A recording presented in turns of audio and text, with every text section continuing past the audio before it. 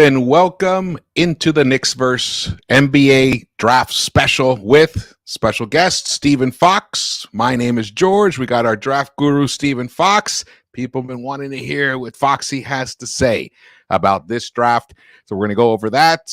And we are going to, if there's time at the end, we'll touch on some Knicks rumors, Paul George, people like that. Not sure. I'm not even sure what Foxy even thinks about that. So it'll be interesting for me to hear it as well. My name is George, like I said. And if this is your first time here or you have been here before but haven't subscribed yet, please do so, along with hitting the thumbs up button for us and dropping your comments. And before we begin, I want to thank everybody for their incredibly thoughtful messages that were sent to me and even comments and stuff concerning the recent passing of my father, which was a shock.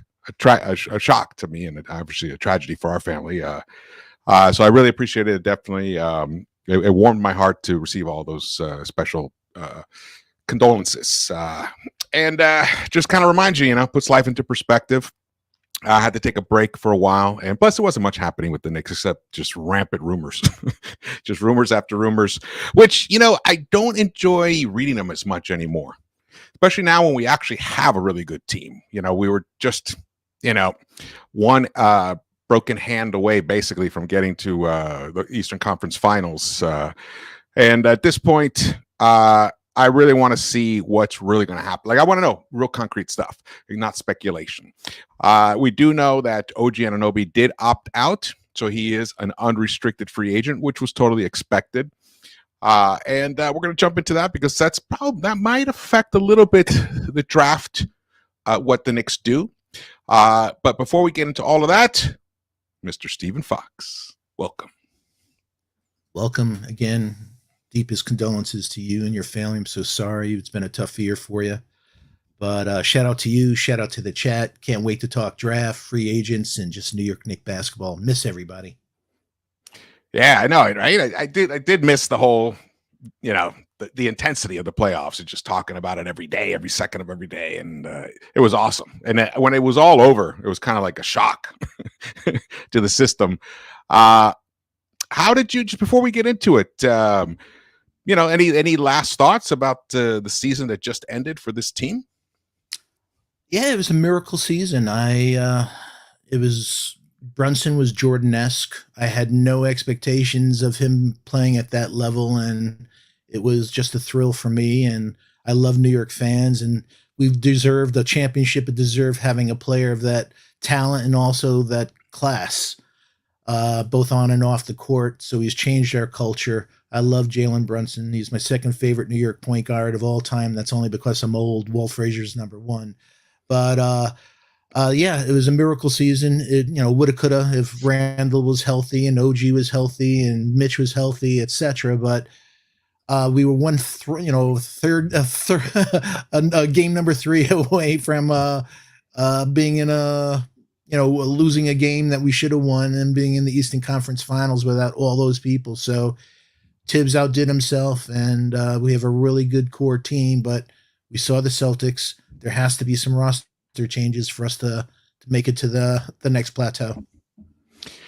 Yes, the Celtics were I mean, when you look at the numbers, their run was historic.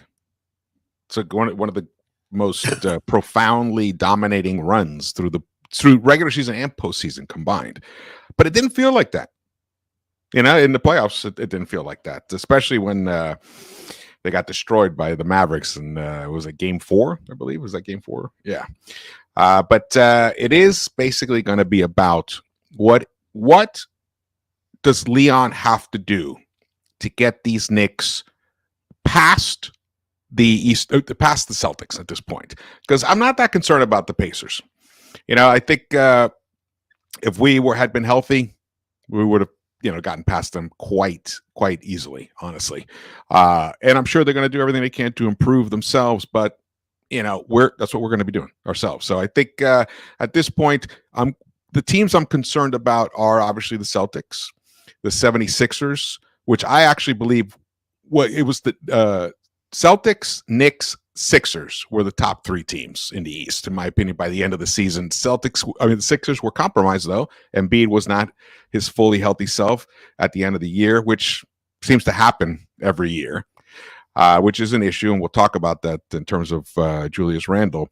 But they were great, and then there was the Pacers. Everybody else, like Miami, who knows what they're going to do. And the Bucks, I'm sure they're going to try to do everything they can to improve as well. But at this point, the way that Jalen Brunson is playing, I think we have a legitimate shot to, if we make the right moves, to be the one team that can get past the Boston Celtics. And a lot of that is going to be because once we sign OG Anunoby, we will have the perfect weapon to deal with that, that amazing duo that the Celtics have. That he'll be able to neutralize either one of those guys, and then we have other guys like Josh Hart and stuff who can neutralize the other. So I think we'll be in good shape. And then who else we bring in at this point? But in terms of, this is a draft preview show. In terms of the draft itself, what is your overall just vibe about this draft in comparison to, let's say, the previous 5 drafts? Where would you rank this one? A dead last. It's well, first of all, one of the things I want to say is I have so much respect for the kids in this draft that any comments, they're not meant as negative. It's just I come at it as a basketball analyst, and it's a business. So it's just black and white in terms of seeing things, and it's not about hurting their feelings. So that's the last thing I want to do. Have great respect for them. So if some of the comments seem harsh, it's only coming about from a business perspective. And so getting back to your question, Wemby, we knew that we were probably going to see a generational player. Paolo Banchero a couple of years ago, I see all-star. I don't see any all-stars. I don't see any all-stars in this draft. I see number 2, number 3 options. I see, valuable role players, and you have a number 1 player, whether it's Sarr or Arisha Shea, and their comps are Evan Mobley and or Harrison Barnes. I was talking to our buddy JD, and I said, the top 5 picks of this draft, I don't see all-stars. I see good players. But I don't see, it was other drafts. It was like, oh, wow, I definitely see, that's a stud. I definitely see everyone's a project, and we know in basketball, everyone has to develop. You get to the NBA, you have to get stronger. You have to do all these other things. Mm-hmm. But, wow, this is not a really, really good draft. And because of that, it's altered my, when I went through my beloved Knicks and the players that, from a roster construction, what we need, what we were just talking about going to the next plateau, players were just dropping because we know Tibbs.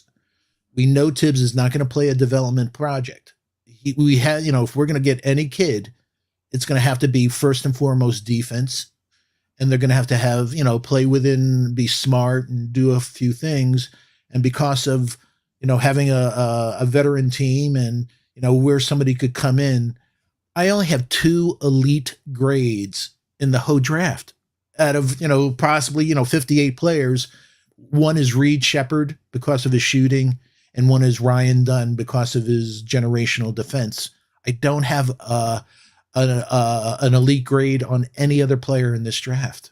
And it breaks my heart. I live this. Yeah, I know you. This is you. You do. You live and breathe it, and I love that about it. I used to live and breathe it a lot more. I have not recently because the Knicks have basically been trading out of the draft. But it is. I agree with you. I see. I don't see any obvious future all-stars. Every draft is always a guy who's going to break through. There's like that guy, that Giannis guy, and there's the Joker they find in the second round. There's going to be somebody like that you can't tell right now. It's just impossible to tell right now. There are a few players. So I've got Tankathon up here.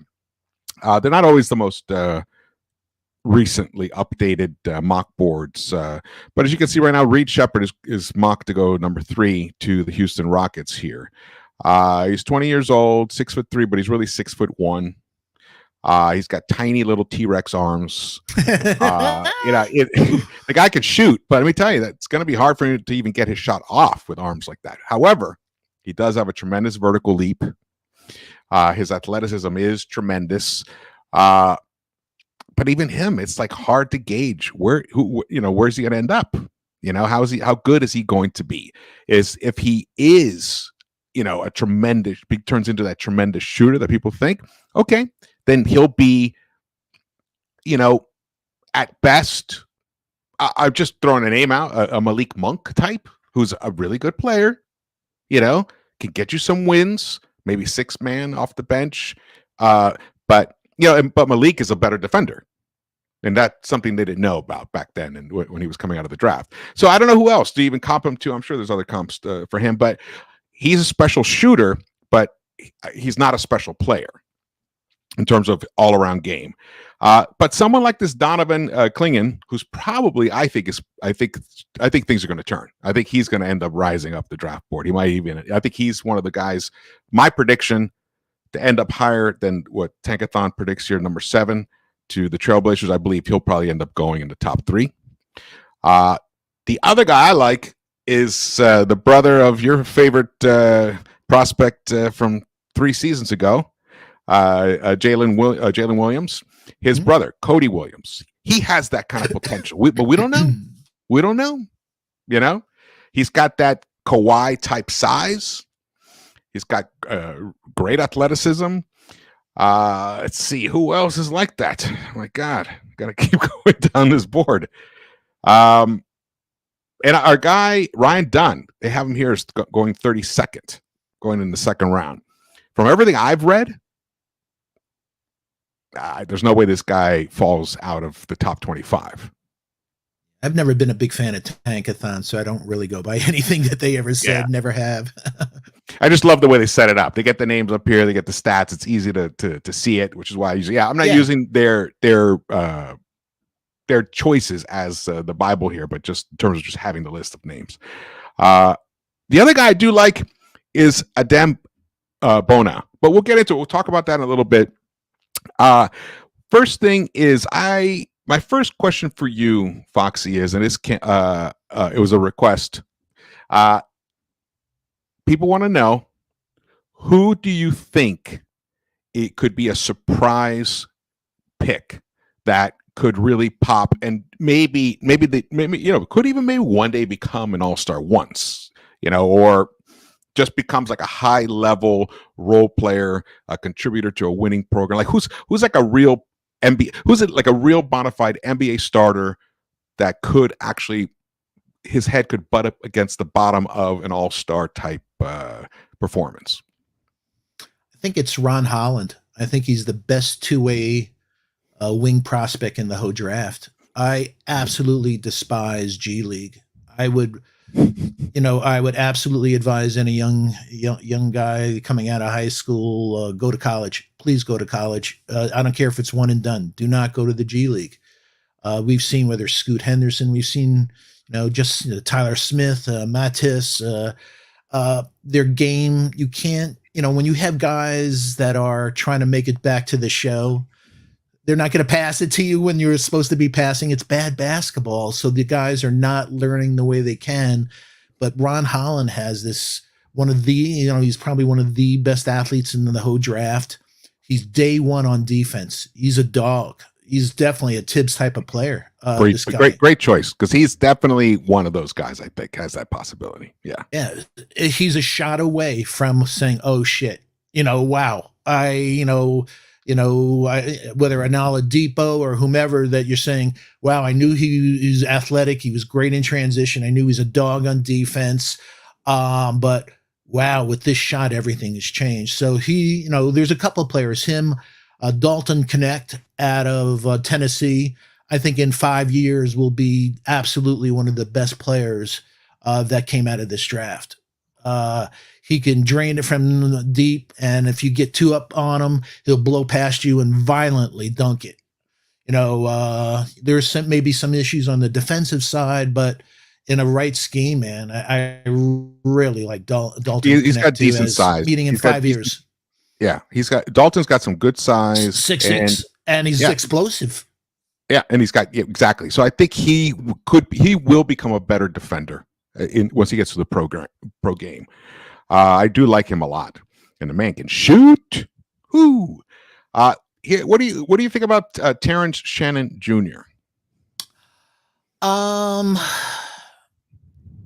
I wish he was a little longer. He's I think he has a 6'8". I'll look it up real quick, Yeah, but he's 6'7", like almost a 6'9" wingspan, but yeah, very Kelly Oubre. I've watched his career from a couple of colleges. That he's a very good athlete. He's a beast in getting to the hole. He's he's a good player. I have a second round grade on him, but with this draft being the way it is, I wouldn't be surprised if he does drop. But meaning, or if he goes in the first round and he comes up. But I don't know culture wise. I know that he's been cleared of what happened where he had a legal issue. yeah. And I'm not and that gonna, legal, he got cleared. I'm not going to hold that against him at this point. I know that, but I know front offices, and they're not, in front offices, sometimes they're like, I know he's cleared, but if he put himself in that position to have that situation, I may not want to, want to try it. So I don't know if he'd be a Knick. I don't even know if he's tried out for the Knicks, but I don't know if he would fit our culture the way the culture is now. According to according to Steve Popper from Newsday, the Knicks have brought in several players under the radar in the past couple of weeks. He may have been one of those guys. If he's there at the 38th pick, we've got to take him. It's like that kind of, because then if people are afraid because of the legal issues and all this stuff, we can absorb them because we have a great clubhouse now. So we could absorb. I don't think we're going to have a 38th pick. Yeah, I don't. I think because of money concerns, if we want to sign OG, which we will, and we want to get Hart back, which I think we will, and if we want to also keep Precious, I think we're going to have one draft choice. I just don't think we're going to have the money. So I think maybe if we have a player that the Knicks front office, and we're getting scared that he's not going to fall to 24, 25, we may take, let's say, 25 plus our second and move up and do something like that. So I don't know if 38, but back on Terrence, I'm looking at my things now. NBA body with above average athleticism, solid defender with good motor, good at driving to the basket, is a demon in transition, but his future in the NBA is going to be dictated if he could hit the three. He shot 80% from the foul line, which is encouraging, and he shot 36%, but he needs to work on his shooting mechanics and not rush his shot. And so he had a nice true shooting, nice effective field goal percentage. Like the metrics are there for him to become a good 3-point shooter in the NBA. He averaged almost. He did 36% last year and almost 7 threes. So it's a nice volume. He shot a little over 80. He averaged almost 7 3 attempts. 80% from. Exactly. And 80% from the foul line. So I like those numbers. And like I said, I've been watching him for years now. I like him. I like him. I just have an issue sometimes with wings that have like a 6'8" or a 6'9". I'll round it off wingspan. I like a little longer wingspan, but I do have, like I said, Kelly Oubre, a little Miles Bridges, in him, and he's definitely a dog. Like I said, he has great NBA body, and he will defend. All right, so the draft begins in less than 24 hours from this moment. You were talking about, okay, let's talk about Ryan Dunn, because obviously Ryan Dunn appears to be the guy, and we're going to get into him, break him down. But before we get into that, let's look at this draft board here. All the indications to me are he's going to go early, than second round. He's not going to drop out of the first round. That's what I've been hearing. That's what I've been reading. We have that 24th pick. Will he be there at 24?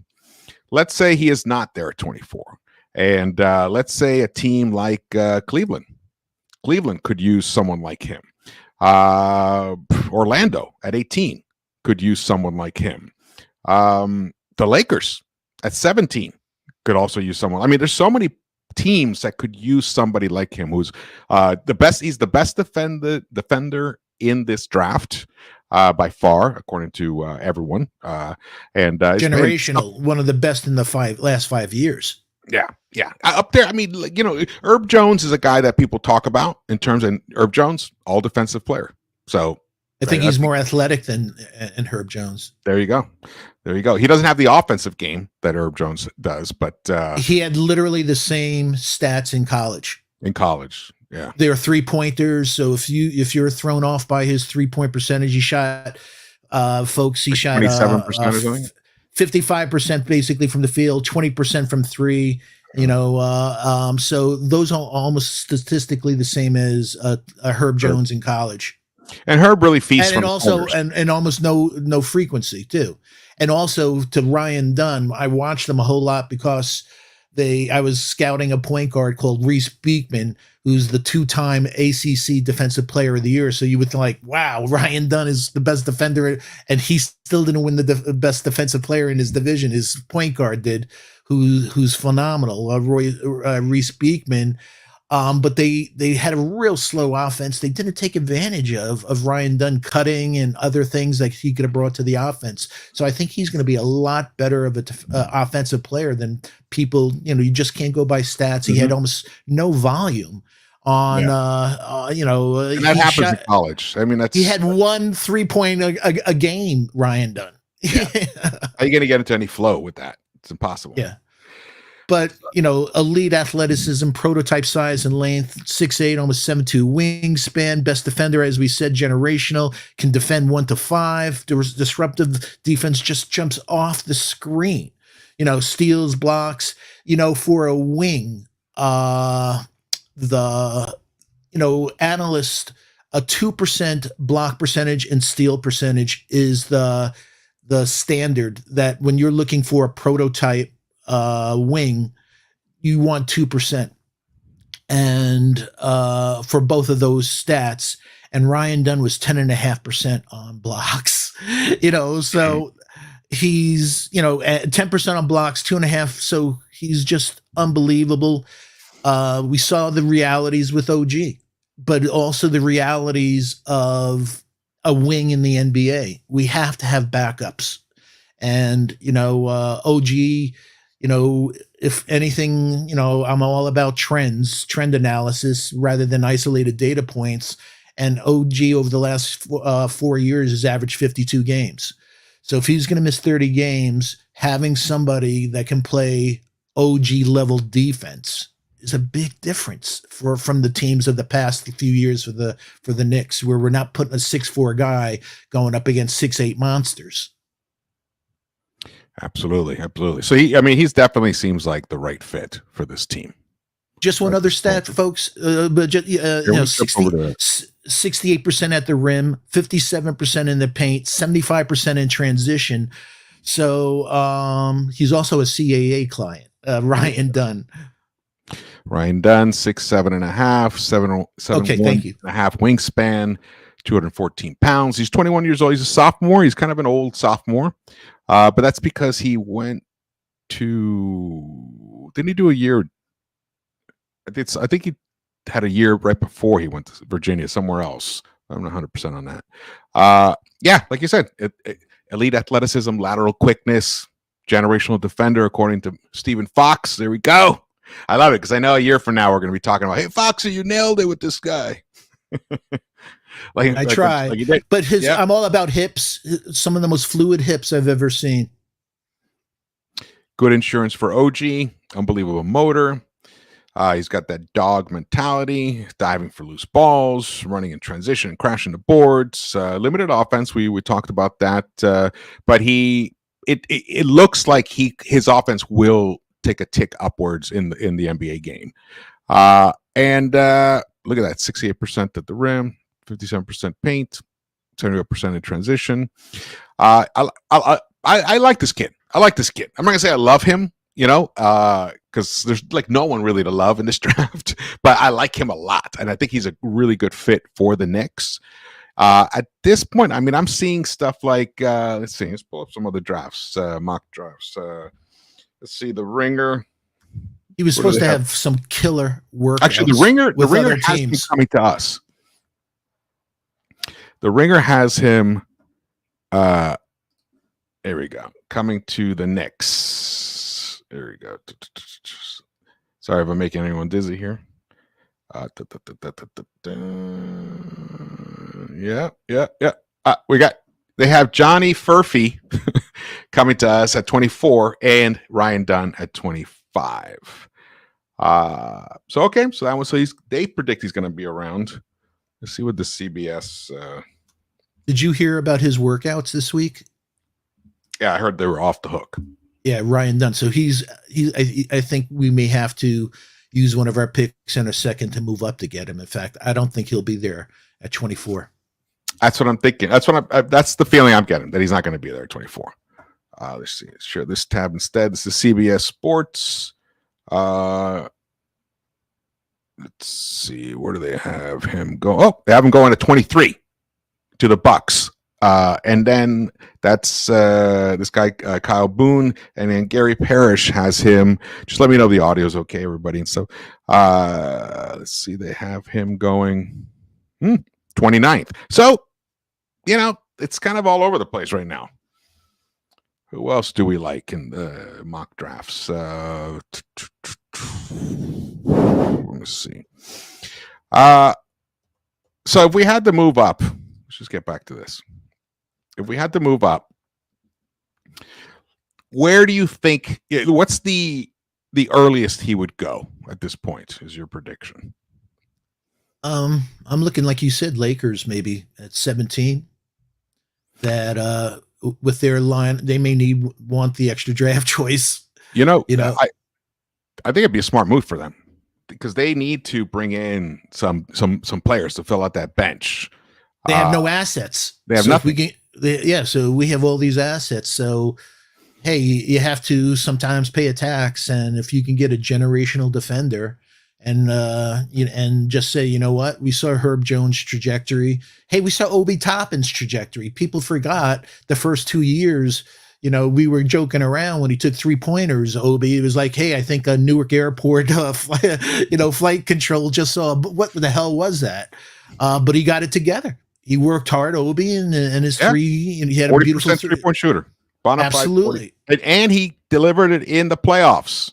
Absolutely. But he worked his butt off. So that's why I'm saying, there was a lot of similarity in transition. They're the same, there were Ryan Dunn folks. If you've, in the chat, if you watched film of Ryan Dunn, he's what I call, oh shit type of player that you watch on offense or defense on certain dunks, or, you're like, oh shit, man. It was like, wow, that, he has that electric, like Bilal Koulibaly.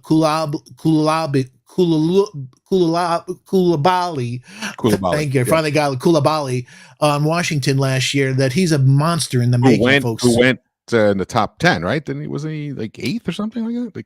I think he went a little later than that.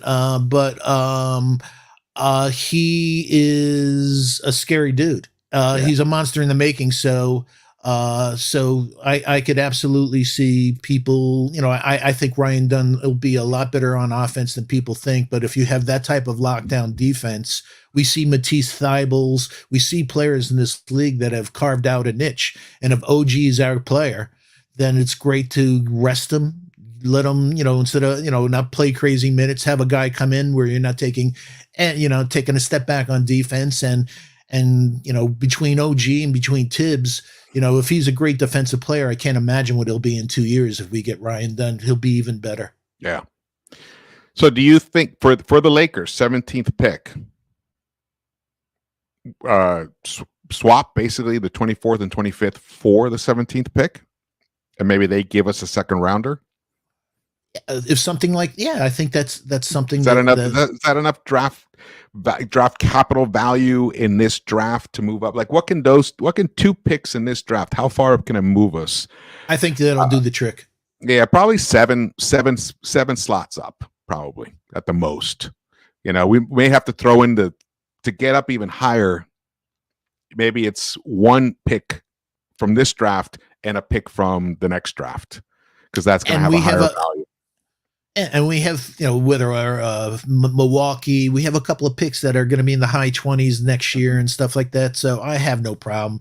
Like I said, it's all about elite in the NBA, and so many of the players that that we're going to talk about tonight, folks, they do a lot of things, but nothing elite. Yeah. So except this guy is an elite defender. Exactly. So and also like athleticism. I like his maturity. He seems like a hardworking guy. I think he'd be a real perfect fit for Thibs' team. So at this point, so if there's a possibility that if the Knicks sense and get some kind of intel that he might go earlier, 18th, or Lakers at the 17th pick, Orlando at the 18th pick, even Toronto Raptors, I could see them being interested in him, because they're getting Indiana's 19th. That's their pick. proto. Yeah, and then there's Cleveland. So, and then there's New Orleans, and who knows what they're going to do with Herb Jones. They're probably going to keep Herb Jones, but they definitely had great success with him. So and then there's Phoenix.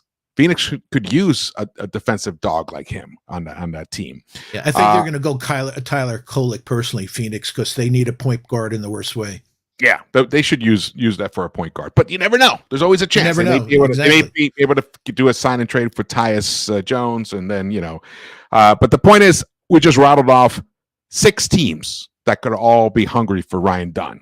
So if the Knicks get word on that, or they feel it's going to happen, they can make the swap with the Lakers, swap both picks for the 17th pick, the 24th and 25th pick for the 17th pick, and then they'll get a couple of nice players to round out their squad, their roster. So it's a possibility, unless somehow Ryan Dunn just keeps has already wowed so many teams that he might actually jump up into the end of the lottery, like Portland. Who knows? They could take him at 14th. Then there's Miami at 15th. Miami won't make a trade with us, so they might take him at 15th. They had great success with Jaime Jaquez in the draft last year. I mean, those guys helped them do a great run in the regular season for being rookies. And then there's the Sixers at 16th. They're interesting because they're about to completely. They're probably going to go all in on Paul George, is my feeling. I think they're going to be willing to offer him the max money and the 4 years, which then it's going to make it difficult for the Knicks to trade for him. That's my feeling about the Paul George rumors. I don't know wait, before we get into that. So it seems like if the Knicks really want this guy and they're willing to pay the draft picks, that they can get him. So this is our guy. This is the guy we're predicting right here. We have to learn from history. We wanted, you and I, Trey Murphy a few years ago, and we didn't get him. No, I wanted Herb Jones too. Well, me too, yeah. But we took some guy named Rokas Jokubaitis at 34. 35 was Herb Jones, and number 36 was some guy named Deuce McBride. So if we didn't take Rokas, and imagine if we had Herb Jones and Deuce, woo! Yeah. As Ric Flair would say, woo! Woo! This guy, Kel'el Ware, people are talking about him because it is possible that we will not be able to hold on to both iHeart and Mitch for next season. That's some of the feelings that people have. That's being reported. I think they can do it. They can hold on to him. But in the end, if some big trade does materialize, let's say it is Paul George, maybe the Sixers decide, no, we don't want to give him that 4th year. And Leon somehow gets Paul George to agree to 3 years. I don't know how you do it, but let's say he did. And we were our package would be better in terms of a sign and trade with the Clippers than the Sixers package would be. So, who was who the Sixers well, package? Sixers. I mean, they don't even have. It would be Tobias Harris. It would be about based around him mostly. Tobias Harris and pieces and draft picks that they got while trading Harden. So the packages are comparable, but the Knicks could bowl them over if they wanted to include Julius in the package. Oh, Julius would have to be included. Julius and Bogey. Yeah, it could be Julius Bogey. There is another way you can package it with Mitch, Bogey, and a couple other players. There is another way to do it as well. Oh, and Precious. We end up signing Precious and including him in the package, which would be nice. I mean, he would be a good player on the Clippers. So all that aside, that's the reason people are talking about Killer. Where I personally, like you said, unless Woody gives the big thumbs up on it, to me, he's not the right kind of guy for the Knicks. I don't. I mean, I think at best he's gonna be just another center on a bench somewhere. I don't think this Derek Lively comparisons are crazy, in my opinion. The only comparison with Lively is the wingspan, but he does not have the lateral movement of Lively. He doesn't have the motor or the the nastiness that Lively had. The only reason is because of Mitch's injury, that it would have to, like you just said, have to come from Woody. I don't like his lack of physicality. JD and I were talking about Khalil for the last few months that he has. I watch games. I don't watch mixtapes because nobody misses shots in mixtapes. Yeah. But in games, he would get me angry because I wouldn't see him coming into the frame on defense. Like, where the hell is this guy? Mm-hmm. And then on rebounds, it was like on possessions, it's one effort, and then if he didn't get it, that's it. So I'm like, oh God, his motor. I don't know. Woody would really have to sign off, but you and I talked. I only have one player in the Nick board, folks. I went through everyone, the Deron Holmes, the Bub Carringtons. I went through everything, but with Tibbs, their flaws are just so big, and they're young kids, they're pups, so they're going to have flaws. But we can't play if we have a 3-year window, and we can't have development in 3-year window. We have to have players right now that he has such lack of physicality. He could get thrown off his game with just physicality. He's 230 pounds, but he plays like he's 200 pounds. So it would have to, but I've seen a couple of things, flashes. Hey, one of the first things I do with him is put him with Kareem. He has a really pretty hook. That's a missed shot. He has a pretty hook, and he has a fadeaway that's almost impossible because of his size to block. His 3-point percentage is totally misleading. Wow, he shot 41%. It's not real. He took 40 threes for the whole season, folks. So the numbers aren't there. But he had 15 doubles, as I said. He had 8 games. He blocked three or more shots. He doesn't have mobility. He has mobility, but he doesn't have mobility at the perimeter. He does, like I said, he does not have.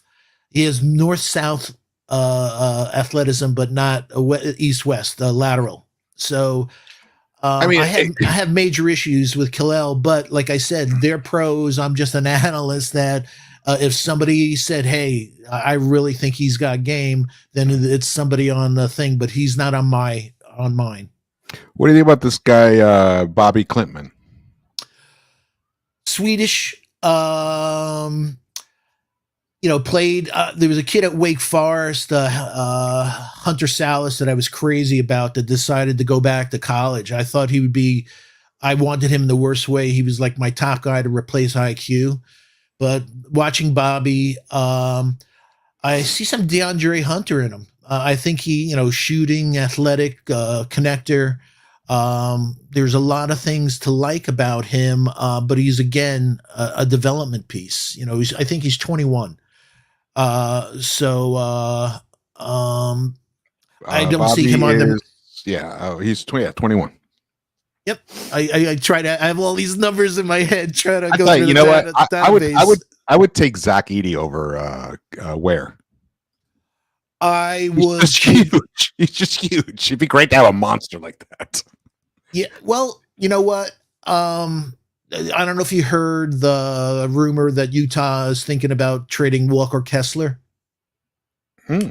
He was second in the league this past year in block shot, Walter Kessler, but on his plus minus on court, off court, they were a better team with him off the court. You know, when he was on the court, he blocks shots, but he could players like him, Zach Edey, Donovan Clingan, they can only play drop defense. So the NBA is changing. So in those drop defense moments, like you said, they're enormous. They set great screens. I personally think Zach Edey is so much better than Donovan Clingan. Donovan Clingan is my number one big bust in this whole draft. He can't shoot.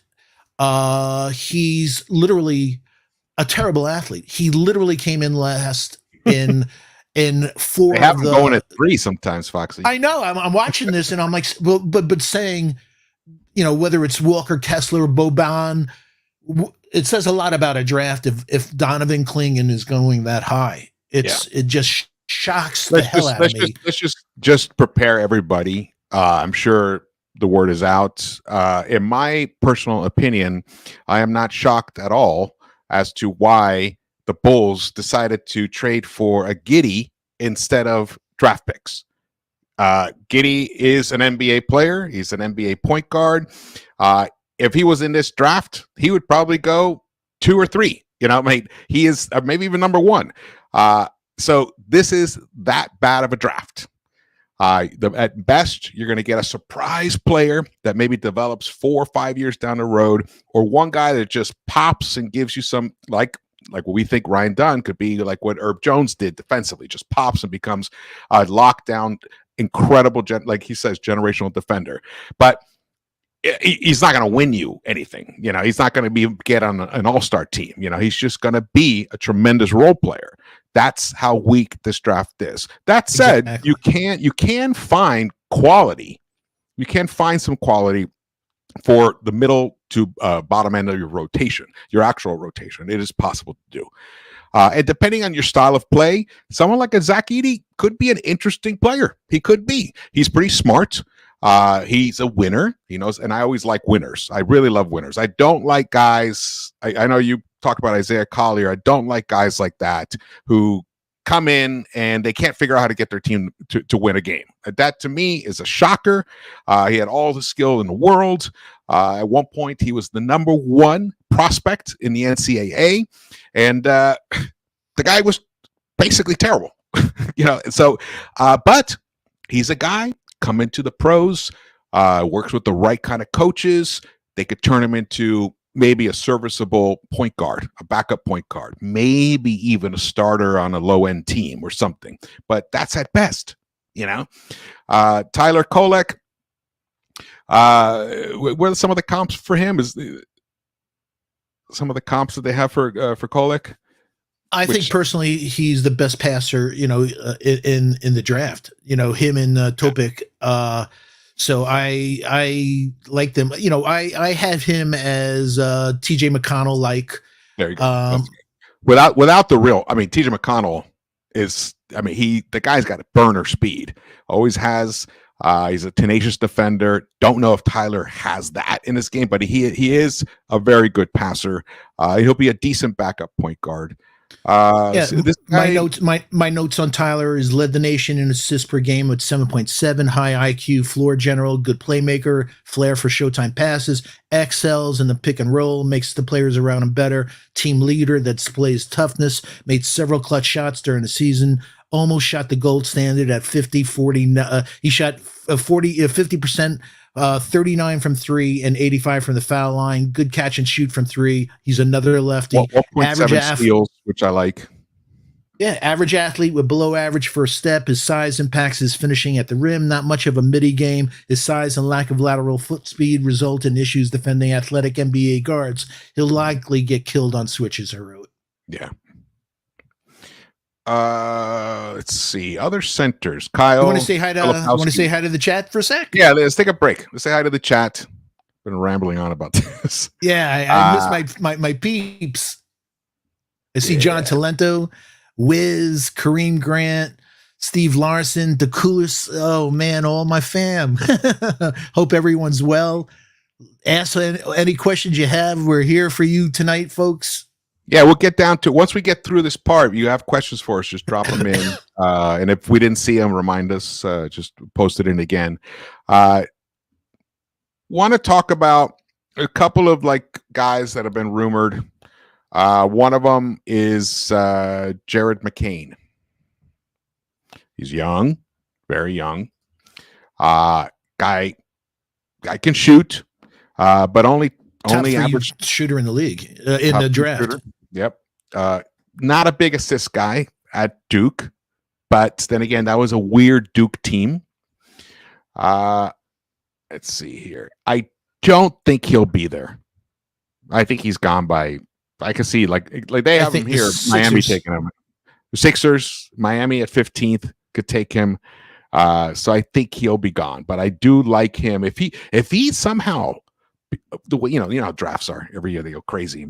Teams trade up and down, and they have their one guy they really want, and somehow he's sitting there at 24th. I think we should grab him because shooting. I'm always a big believer. Grab the shooting, and he's a decent defender as well. He gets a lot of defensive rebounds. I like his activity. His size is decent, 6'3" in a quarter for a combo. He's a combo guard. They have him here as point guard, shooting guard, but he's really a pure combo guard. Kind of not the defender that IQ doesn't have the wingspan. He only has a 6'3.5" wingspan. So it limits him. But offensively, kind of reminds me of IQ a little bit. I shared with you that he is my IQ replacement if we decided to go that way. Okay, so Jared McCain, he's a guy that we think would be interesting. Someone else. Just real quick, my notes for him was a quick 3-level scorer, one of the best shooters in the draft, from NBA range from three, shot 46% from the field, 41% from three, 90% basically from the foul line, ability to get the hole and finish, needs to work on his handles, high IQ, makes the right reads, a coach's dream, a great kid, very good rebounder for his size, not much of a passer with a poor assist to turnover ratio at 1.45. Protects the ball, though. Yep. Protects the ball, though. Absolutely. He averaged a little over one turnover a game. He's a chucker. He shoots first, but he's a microwave. Small size and length will impact him on defense, but he works. He's a hard worker on defense. There's not going to be any issue with his motor, but he can shoot. Yeah. And that's like, let's say we include Deuce in a Paul George type trade. He's not, a 1-for-1 replacement for a Deuce, but he can help give you that offensive punch off the bench. That Deuce ended up giving us. It took Deuce 3 years to give us that offense. This guy can probably come in next year and give people that. Like the way Wallace. Cason Wallace. Cason Wallace of OKC, yeah. Cason Wallace transitioned from Kentucky to the NBA. He got better. He's a real quality player. I would love him on the Knicks, Cason Wallace. Oh, I was a big advocate of his. Yeah. So Jared McCain, tie, but I like the Cason. Yeah. I was I'm totally agreed with you on that. The other guy, so we talk about Terrence Shannon Jr. One thing I like about Terrence Shannon Jr. is the guy he gets buckets. He's a bucket getter. So I love that about him. But the other guy that we wanted to talk about that's been rumored about for the Knicks is Isaiah Collier. He's one guy. I gave my 2 cents about him, but you can chime in about him. Yeah, I have him as one of my biggest potential busts. Like you said, he came in as I think it was a McDonald's All-American, no doubt. NBA body with good size and strength at 6'4", uses his quick first step to attack off the dribble, relishes drawing contact and finishing in the paint, but he only shot 67% at the foul line. He shot 49% from the field, 34% from three, with a nice midi and ability to create separation. Average athlete and plays mostly below the rim. Good handles with good Hesse, speed changes, good court vision, and excels in the pick and roll. Terrible assist to turnover ratio, and totally inaccurate passer. A poor defender with issues with his motor on defense, and he can't bully defenders in the NBA like he did in high school and college. So I think he's going to have a real big period of adjustment getting to the NBA. So Isaiah Collier is a no. No, is a no for the Knicks. No for the Knicks. I'm just going through teams, players that have been rumored to us. So he's a no. The other guy who has also been rumored with the Knicks is Zach Edey. His name's been thrown around. Kevin McCullough. These are the things I like about him. One, he's an older player. Two, he'll definitely be able to handle being a rookie on a Thibodeau team, which it's not. I mean, that's harder than it sounds. It is. It's like that kind of. I lost this here. Hold on. He can handle. Here we go. He can handle Thibs barking at him, and he has that dog mentality. He's a little old. He's not a great three. He's not a great 3-point shooter. Yeah, he's 24. Not a great 3-point shooter, but he's the kind of guy. If we do have the 38th pick, and we have our center situation figured out, even if it's not solidified and out in the public, but I mean, if Leon knows what's going to happen, we're definitely going to get Isaiah, and then maybe he has an arrangement if we're trading Mitch, and we got Goga Batazzi is coming in place of him, so then we don't need to draft a center prospect in the second round. Someone like a Kevin McCullough could be a really interesting player for this Knicks team. And he has that. He'll fit the culture. Oh, no doubt. He's, Bruce Brown, Josh Hart type of player.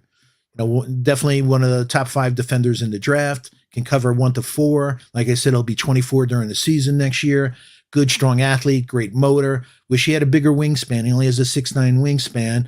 Shot, like you said, 45%, 33% from three, 81% from the foul line. Can't create his own shot.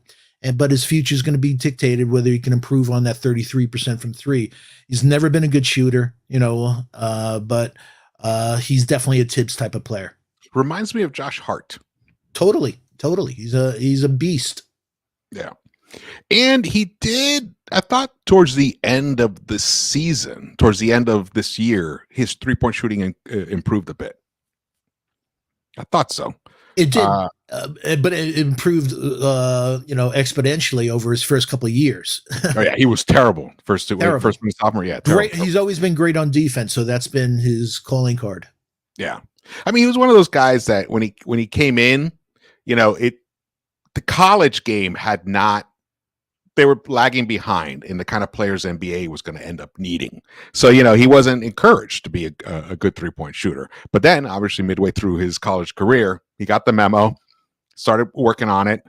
Didn't improve right away, but I do believe his senior year was an uptick, especially the second half of his senior year and in the March Madness. I think he had a pretty decent 3-point performance. So it indicates that he could improve as a pro 3-point shooter. But what he does is, I mean, he's just, he's an excellent defender for his size. I like him a lot, especially as a early second round pick. It'll be fun.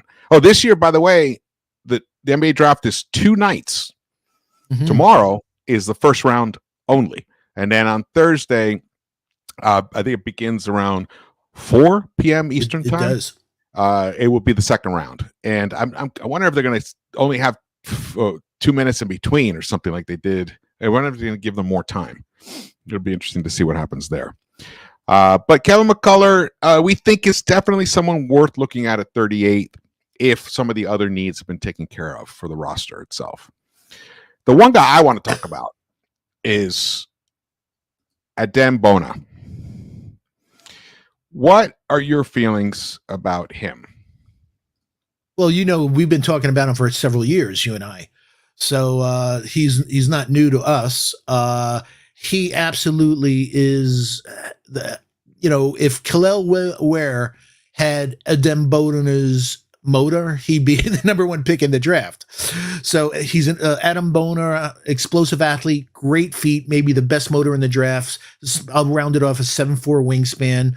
On offense, he's extremely raw, doesn't shoot threes, but he got better at the foul line at 70%. But he's a lob and roll threat at all times, non-stop runner, excellent disruptive and versatile on defense, where he averaged almost 2 blocks per game, good rim protector and rebounder. So he has a different type of vibe than Jericho Sims. Jericho Sims can jump, but he always looks like he's on lithium. Yeah. He doesn't have this type of energy. He doesn't have the energy, the motor this guy has. Yeah, nowhere near it. Here's the thing. Because I live in LA, I get to watch UCLA guys a little more. And when he was a freshman, he played on Jaime Jaquez's last year. Jalen Clark. Yeah, and that was an amazing defensive team. I think they got to the Elite Eight. Yeah, I think they were one win away from getting to returning to the Final Four. It got to the Elite Eight, and a lot of it was because this guy, and he doesn't have this per se an offensive game, but he's got a nose for getting the ball into the basket. Whether it's putbacks, just jumping over people. Like you said, his athleticism might have the best athleticism of the bigs in this draft. He could be one of these crazy surprise guys. He doesn't shoot the three, but you never know. He could start shooting three and start hitting 36% out of nowhere.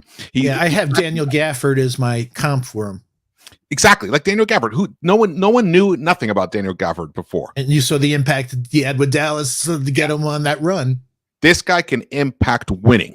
And if, he's there at 38, this would be an amazing pickup at 38.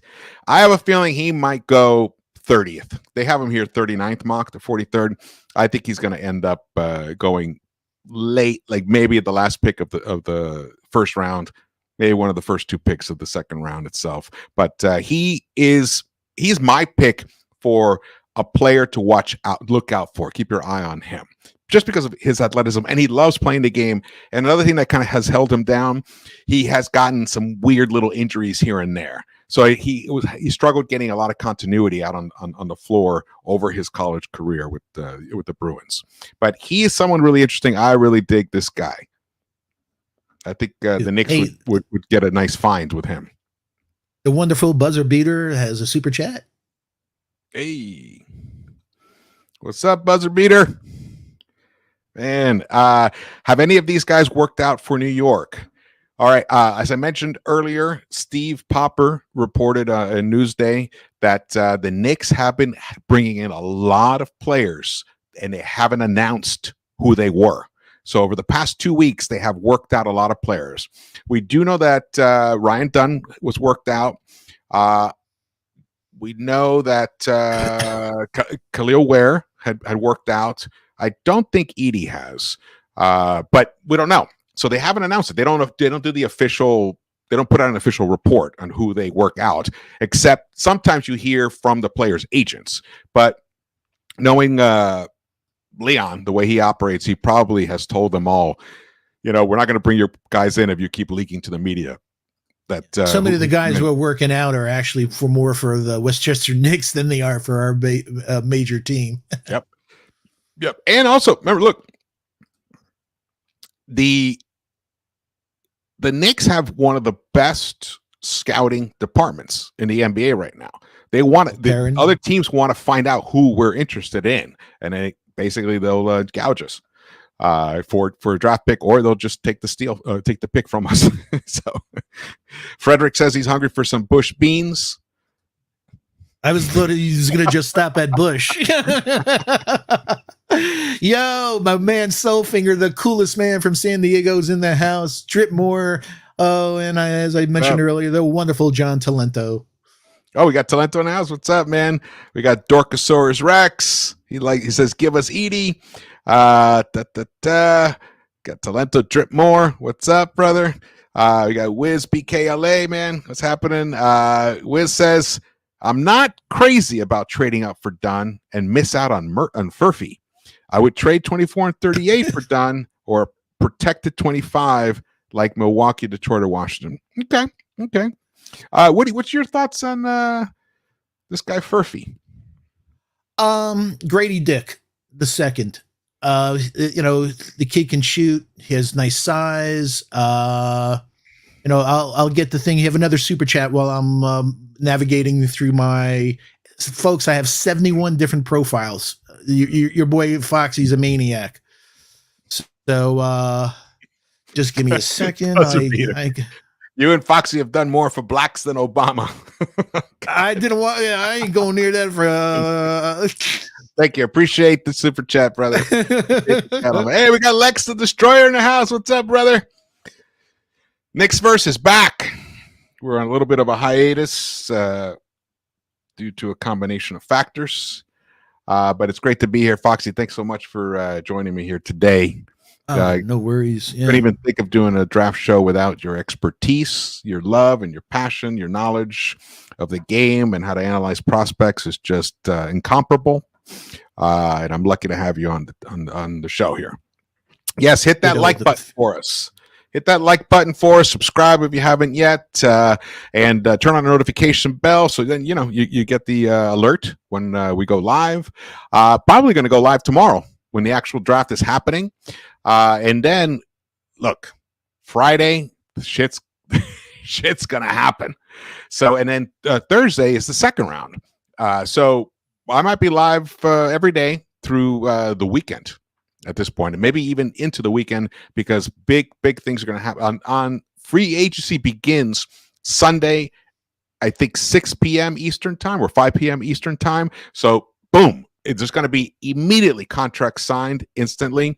So at this point, stay tuned to the Knicks-Verse, where you get, we have no agenda other than helping make our team great and win. That's been the agenda of this channel since that's the reason I started it, to have a voice and to just basically bang the drum for certain moves and certain style of play. And I'm glad that Thibs finally listened to me. And that's why the Knicks have become one of the best teams in the NBA, because he changed the style of play. It took a while. He finally changed it. And I got a shout out to Thibs also as well in this situation right here. Let me pull this down to get into this. Something really important, especially, and you guys probably, you probably are aware of it because you guys watch this channel. But the thing about what Thibs has done, he's changed the emphasis of the NBA game. He realized, because math dictates it, once you start stepping behind the 3-point line and shooting higher percentage from behind the 3-point line than you do inside the arc, well, your shooting percentage itself, we're talking about your attempts percentage. Once you attempt more 3-pointers, your 3-point shooting, your overall field goal percentage shooting is going to drop, which means there's more rebounds. There's more rebounds now available, especially long rebounds. And that's why guys like Josh Hart have tremendous value. Guys like OG Anunoby have tremendous value. More rebounds, guys that fight for the ball. And guys like Mitch Robinson and Isaiah Hartenstein it's the top tandem. Defensive center tandem in the NBA because of the offensive rebounding. So he has changed the game. You'll see, you guys are going to start seeing other teams are going to start putting that emphasis on offensive rebounding. And another reason why Celtics went after Drew Holiday, great offensive rebounder himself. Derek White, excellent offensive rebounder. So up and down, that's how he has helped focus the league on that area. So that means we're going to have more competition for that. We're not going to get the easy, cheap offensive rebounds that we've done in the past, which we still need. That's why we need to keep getting guys like Ryan Dunn on board. We think he is the right fit for this team. But, we're not saying anything that's shockingly new in terms of him, because a lot of people have highlighted him as being the right guy for the Knicks. It's just a matter of whether he's going to be there at 24 or 25, or if he's not. We've talked about that, possibly trading up with the Lakers, swapping picks with the Lakers because they need extra picks. They don't have any depth. They don't have any players really, so they could use that, and we can then move up to 17 and grab Ryan Dunn, because I do think he should go in the mid to high teens. He is that kind of player. His offensive game is limited, but that's not what we would need him for. And I do think, as Foxy mentioned before, he profiles a lot like Herb Jones, and his stats in college were very similar to Herb Jones. So he could make that offensive transition into the NBA the way Herb Jones did as well. All right. Anything you want to follow up with that? No, just to backtrack real quick on Johnny Furphy. I know that Wiz asked about him. The kid's from Australia, athletic wing with good size and versatility, excellent shooting mechanics, shot 47% from the floor, 35% from three, 77% from the line, good rebounder, high motor, very good in transition, moves well without the ball, solid cutting and finding shooting lanes, high IQ, makes the right play at the right time, nice high intensity on defense, but he does lack lateral quickness and technique. He gets to the line. He gets to the free throw line at a decent clip. Yeah, a little under 3 a game. Here, this is the player comparisons. Who do they have for him? They have Jacoby Walter, Keyshawn George, Terrence Shannon Jr., Jalen Tyson. Okay. Yeah, I from a comparison standpoint, I like I said, I had Grady Dick as my comp for him. The comp. These are compared players that are in the draft. Yeah, right now. Well, here's one thing. Well, some of them are in today's NBA. They're, from a spot up shooter standpoint, with certain offenses today, guys just hanging out in the three. Keyshawn George, a couple of guys, that there's roles in the NBA for these guys that can shoot like that. Yeah, they don't need to move. He's a tremendous. He shot almost 41% from three this year, Keyshawn George. So he's going to be a decent 3-point shooter in the NBA. See, Furphy, what was the other thing I liked about him here? His defensive rating. He's the best defensive rating of this group right here. That I was surprised about. Is it? Yeah, 100.7. Yep. His defensive box plus minus plus 2.8. The best on this. Yeah, he had a 19.8 net rating in my book. He had an offensive rating of 120.5 and a defensive rating of 100.7. So, not much on the assists. He had basically a 1-to-1 ratio in assist to turnovers, but that wasn't his role at Kansas. Yeah, not his role. But good rebounder, the best rebounder of this group. A blink under 5. Yeah. Interesting. The one weird thing, he's 6'8" and 3/4 wingspan, and is a 6'8" wingspan. So he has a shorter wingspan than his height, and that's very rare. He walks around like, but he's a tall player. He's agile too. He's good athleticism. But so did Desmond Bane. Yes, that's true. Desmond Bane is one of those kind of guys. Yeah, but man, what a hustler! I liked him. I wanted him. Furphy only a 32-inch vertical leap. Yeah, he left a lot on. I think lost a lot in. He didn't test well at the combine. Yeah, he did not test well there, which means he might drop. Yeah, and that's why Reed Shepherd, that little guy, had the best max vertical in the whole. Him and Devin Carter are the best athletes in the draft. Devin Carter, I do like him. He's gone. But if there's one player besides Ryan Dunn that is totally a Knicks player, and my nephew went to Providence, so he's a lawyer now. He's way past that, but we watched the Providence games, and so I watch a lot of Devin Carter. He is absolutely, and you can't go by. He was a one-man band at Providence, so his efficiency, a lot of stuff at him. He'll be so much better of a player in the NBA than he was at college. Love his motor. Totally agree. And also his father was in the NBA. I love guys, Reed Shepherd, his father was in the NBA, was a player. I love kids who grow up and understand the business. We've seen with Brunson, the difference of somebody understanding what it takes to be a great player. So I love these guys that, come from that type of background. I 100% agree, man. 100%. Wait, I lost something here. Oh, here, Devin Carter.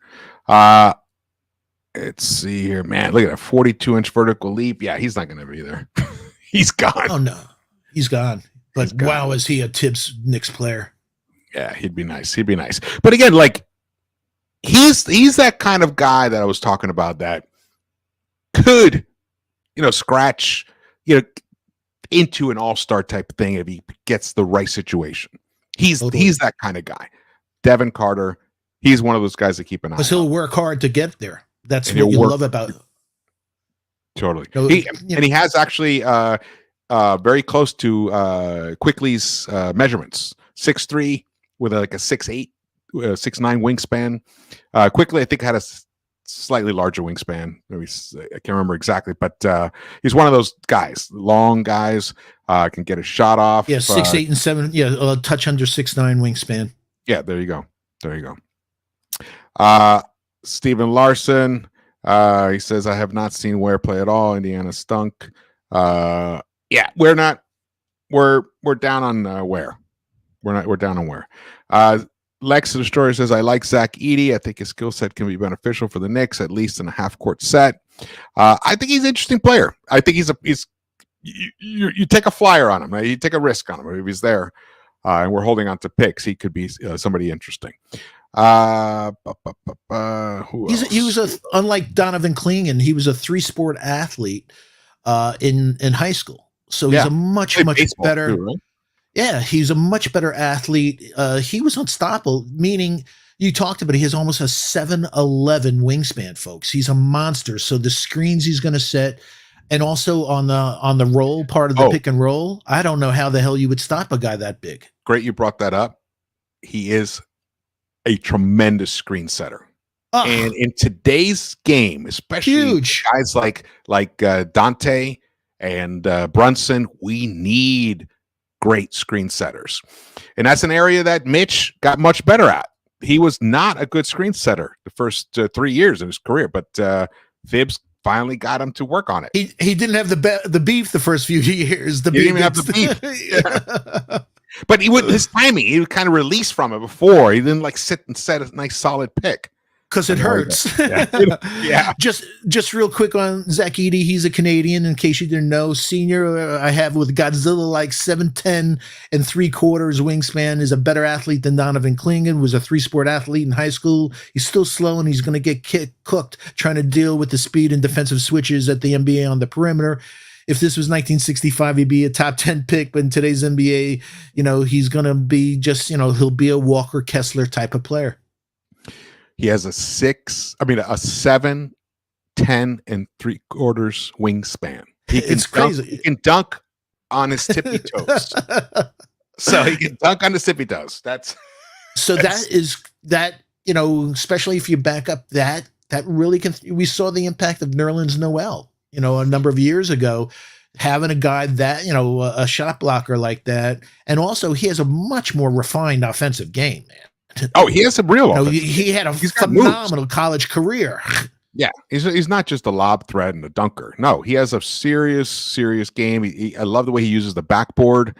And the other thing, incredibly important, especially for big guys like this, late in games, especially in the playoffs, free throw shooting, 71%. Nothing crazy, but it's nothing disastrous. Yeah. It's not one of those. In college, they've had 3 guys hanging off of them. They won't be able to do that in the NBA. Yeah. So he's an interesting player. I put him I would put him in a serious consideration bucket for the Knicks, depending on how things shake out in this draft. Especially if he's there at 25 and we're holding on to that pick. Let's say we trade the 24th and the 38th pick, and that's enough to get us up to 17.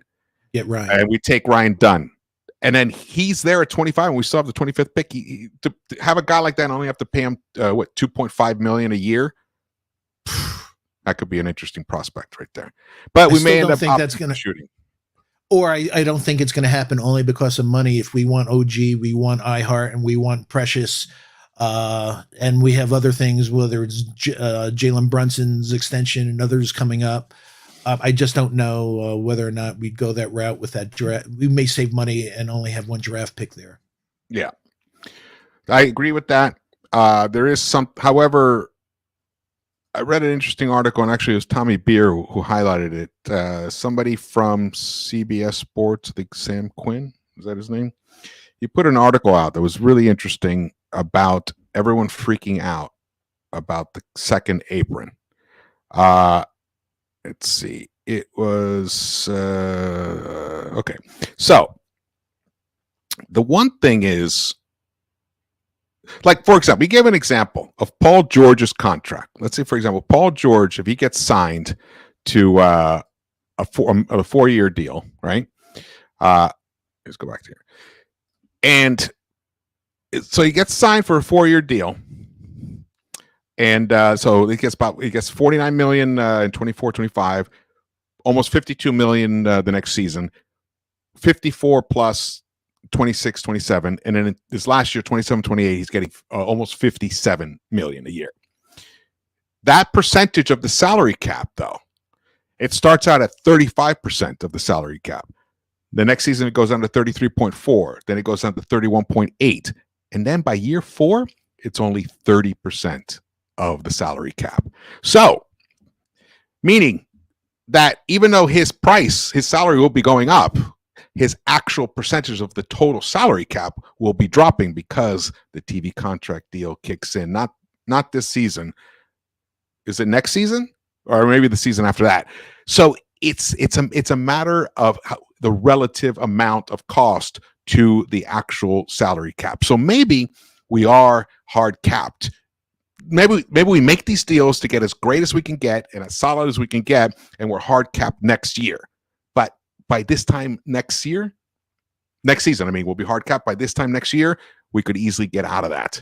And then we'd be able to, and then Julius probably won't be on the payroll at that point if we have a Paul George.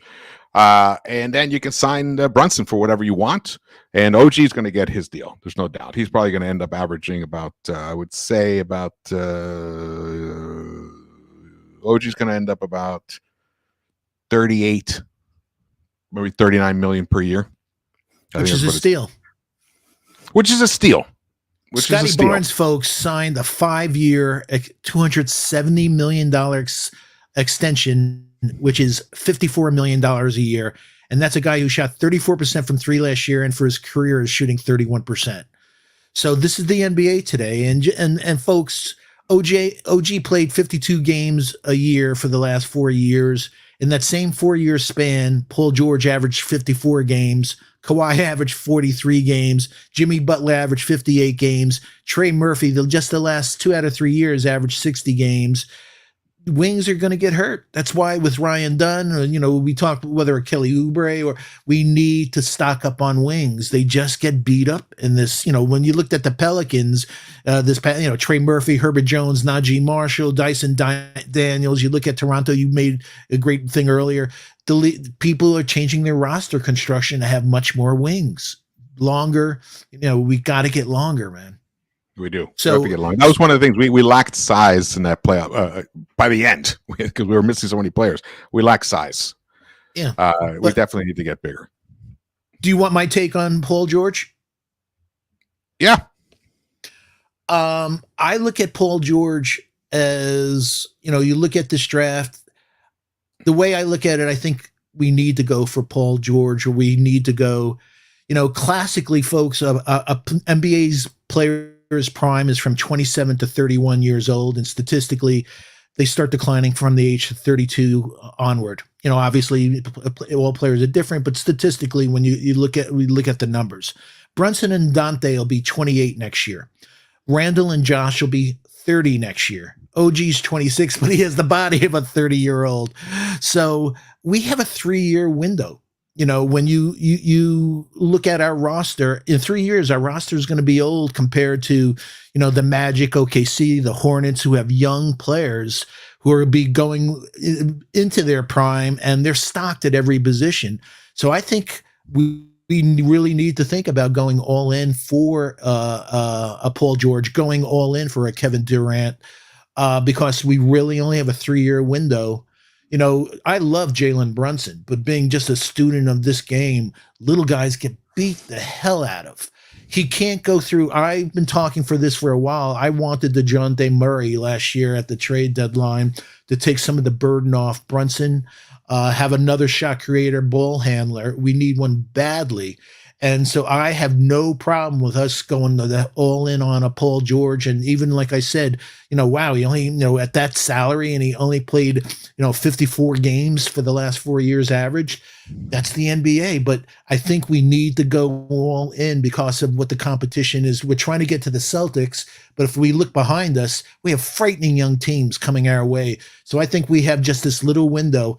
Go for the gusto, man. Get a Paul George or get a Durant, even at their advanced age at 34 and up.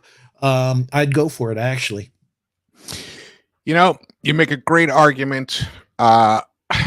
This is the year, in my opinion, for us to make this type of move. We can't sit around and let the team coming up behind us possible when the right team comes together. You hear that? At Keck Medicine of USC, we're here to partner with you, and we'll use our deep expertise to. Hold on, I wanted to write down that number. Yeah. Oh man, that was funny. I think Paul George has one last run at greatness in him. Yeah, I agree.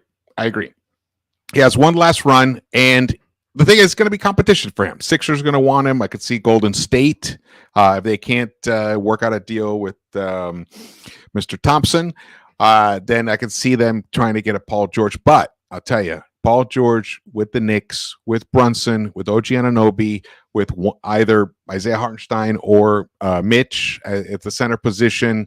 And, then you have Dante coming off the bench. You have Josh Hart coming off the bench, and maybe we get Ryan Dunn. Imagine Ryan Dunn learning from Paul George and OG how to play defense in the NBA. Oh, my God. Besides Tibbs. Yeah, it'd be outstanding. So I think this is the kind of year you do make a move like this. The question becomes, are you willing as a franchise to just eat that fourth year? Because that's what's going to happen. He's not going to be, you're not going to be getting the value from his salary. You're not going to be getting $59 million worth of production on the court by year 4. He's 36 years old right now. No, he's 34 years old right now. Let's see, right? He's 34 years old. Just want to make sure. How old is he? Doesn't say it right He's here. 34. He's 34. Okay, 34. So he'll be 38.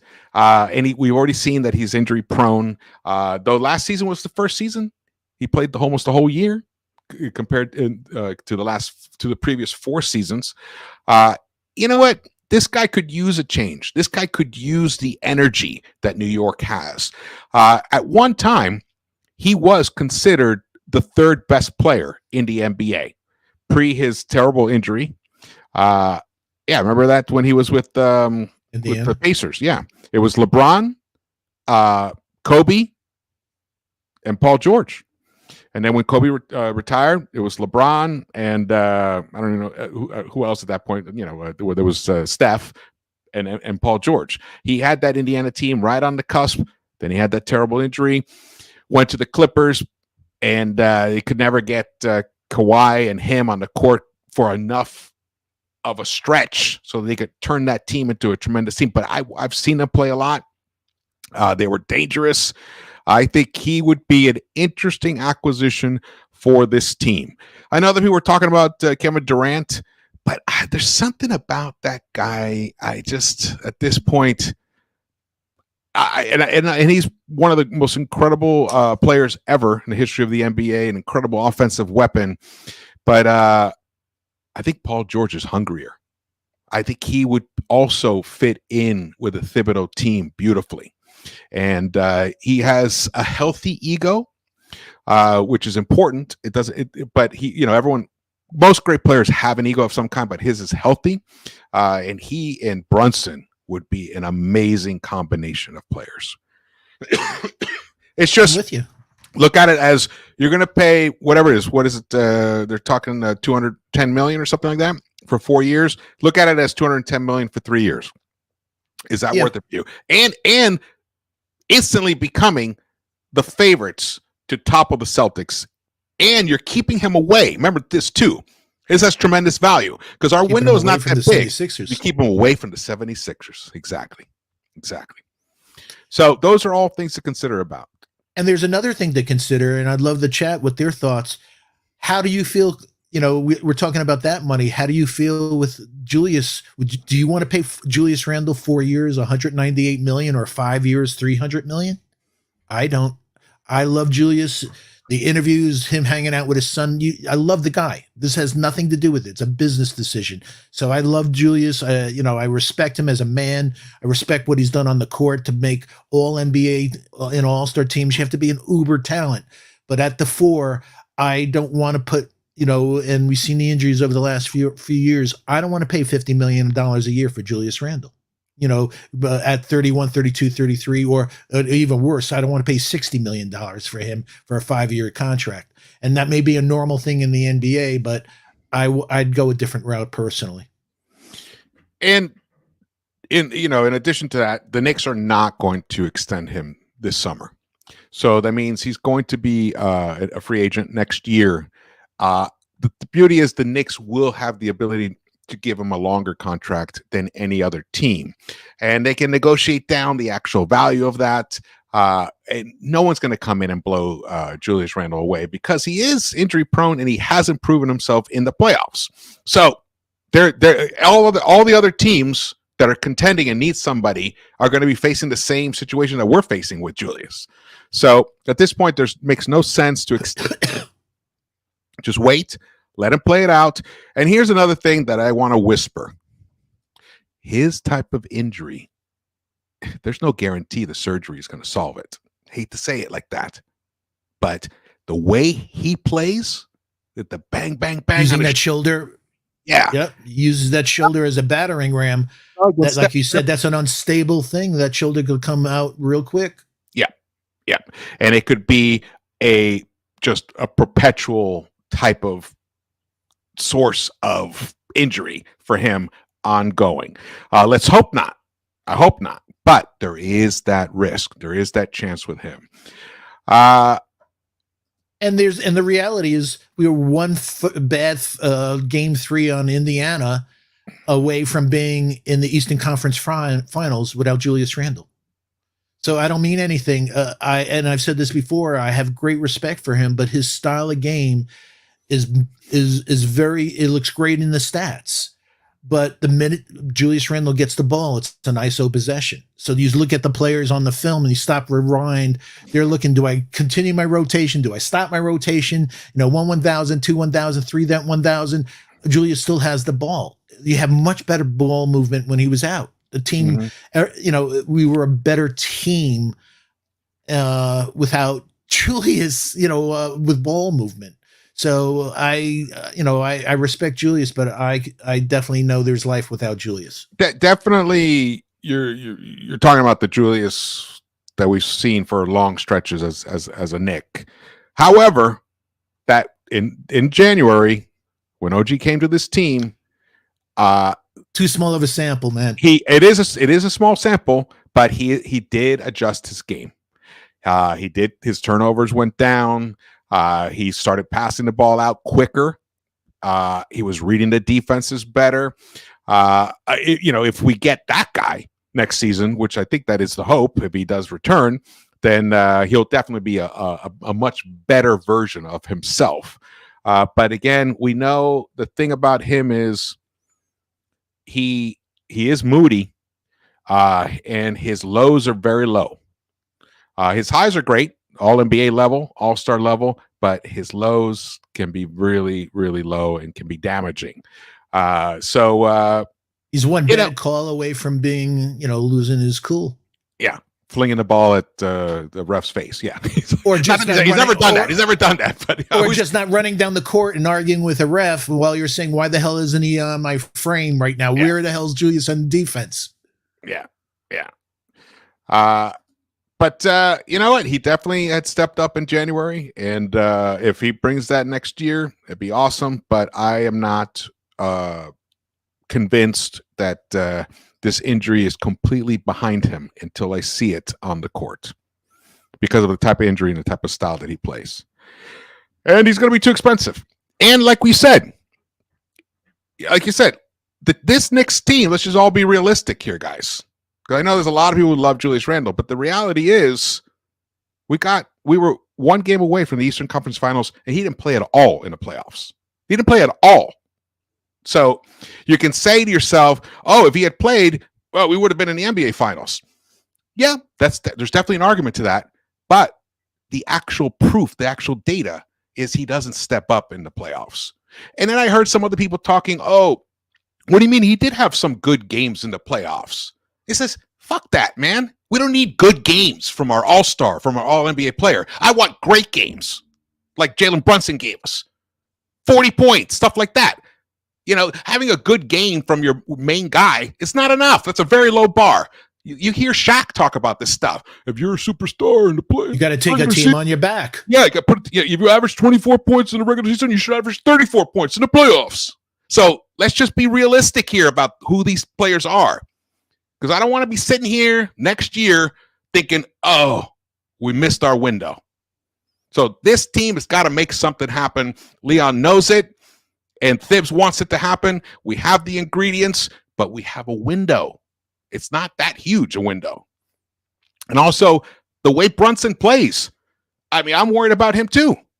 I'm really worried about Brunson. He had 2 foot injuries with Dallas. He had 2 foot injuries now. You know, he was beaten. He can't take that load on again, folks. We saw Isaiah Thomas. We've seen, Chris Paul. We've seen diminutive guards that get beat the hell. I'll put it this way. From my experience, Jalen Brunson will not be the same player in 4 years.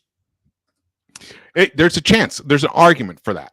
That's true because of his style of play and the punishment that his body takes. Yeah. So I'm looking at next season and the season after that. 3 years, like I said. Yeah, exactly. And you think the Celtics are going to stand still? You know they're going to do something. They've made some of the most shrewd, brilliant moves recently to get that team to become a championship winner. I expect them to continue doing things like that. Now, I know next year it's going to be tough because of the second apron, the first apron, the second apron, the new CBA. But the season after that, when the new TV deals kick in, it's going to open up more money. So a bad deal now may not look so bad 4 years from now. And if you missed that earlier report that I talked about with Paul George, where even if you gave him the max amount for the 4 seasons, his hit towards the cap is 35% in year 1, but by the end of the year 4, it's down to 30% of the cap. And that's with him getting $59 million. So that's how much money is coming into this NBA. So we just need to compile the best type of roster that works with Jalen Brunson and Tom Thibodeau. Compliments. That's just the reality of it. And I don't know what the answers are. I see people talking about DeJounte. I love Lauri Markkanen.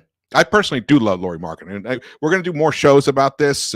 We just had to talk about the Paul George thing because this decision might come very soon. It might happen on Friday. Next week. I was about to say by next week. Friday. I think on Friday. The trade might actually happen tomorrow. If Paul George, he might opt into his contract, sign and trade, and then we make the move. We keep him away from the Sixers because if he goes to the Sixers, it's going to be a struggle for us to get to the Eastern Conference Finals. So those are my thoughts on it. I have a lot more thoughts on it later on and who actually might be the better fits. Because I don't think he is, the best fit because of the money, his age, he's injury prone, the length of contract. So all those things are negatives. But in terms of just him on this team with Jalen Brunson and the way he plays, man, that would be a phenomenal. We would be phenomenal. There's only one durable wing in the league, an Iron Man, and that's Mikal Bridges. But we could never get him. I love Mikal. Obviously, it would be a dream come true to have another Villanova boy there. It's just, I don't think in the cards ever to happen. But wow, that would be something. He's just so freaking durable. Yeah, he is. He's incredibly durable. He's the AC Green of this generation. Yeah. He's. I don't think he's missed a game in 4 years. Something like that. Something like that, yeah. That's crazy. As a wing, because you're getting bumped on every screen and all these other things. That's how these injuries happen. People that say basketball is not physical never played basketball. Oh, basketball is brutal. Brutal. Real basketball.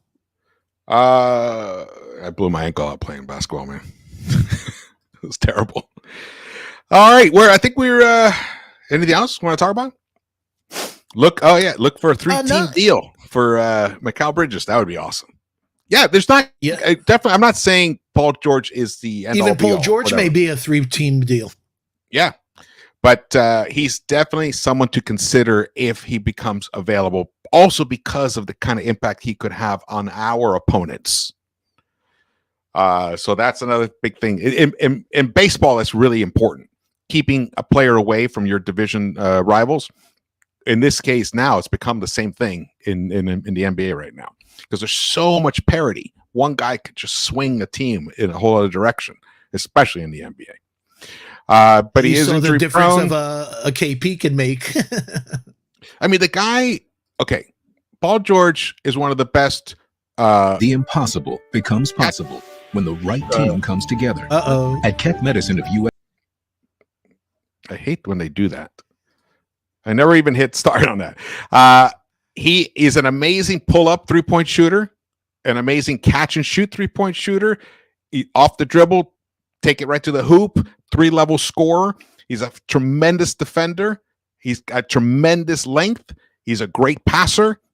He's got a brilliant basketball IQ. I mean, what's not to love about this guy's game other than that he's injury prone and he costs a lot of money and he's old.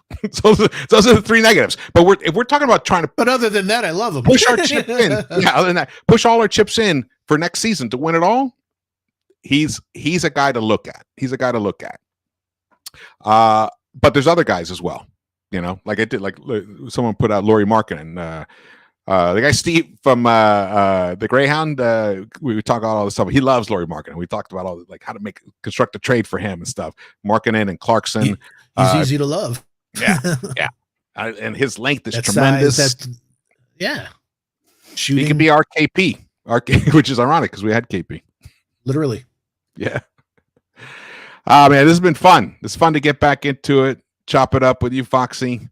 Thank you. Your draft brilliance has come through. I hope everyone's enjoyed your insight and into all the players that we covered.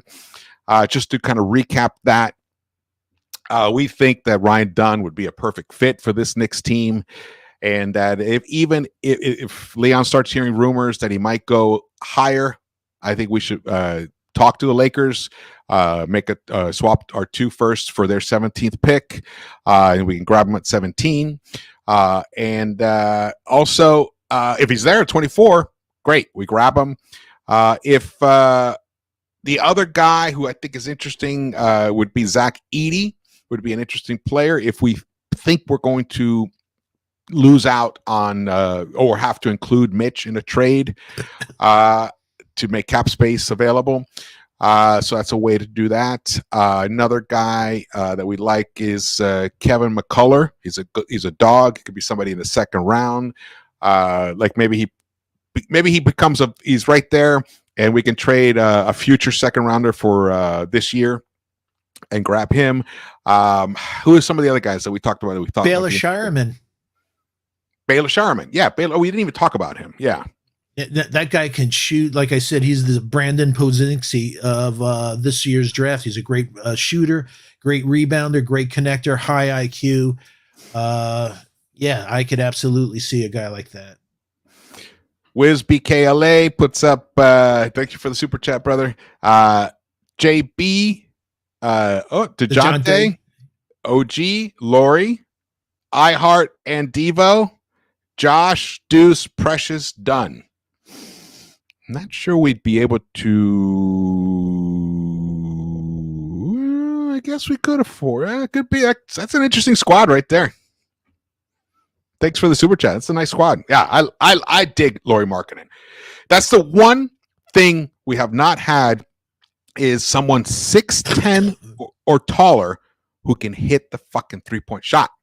Since Luke Cornett. We let him go for nothing. I can't even remember what happened with Luke Cornett, but he just won a ring with the Celtics. Yeah, he just won a ring with the Celtics. So did KP, because he was the other guy that we had who could shoot the three, who was over 6'10". Both those guys ended up being on Celtics, and I should tell you something right there. We need someone like that on this team. There is no one really like that in the NBA draft. There's not a big who can shoot the three that's going to be there where we're going to be picking, who's not a super project. Like, who else? Who do you think? There's a kid out of Boston College, Quentin Post, that is interesting. He shot 43% from three, 82% from the foul line, 51% from the field. He's had a long career. He's 7 foot, 7'3" wingspan.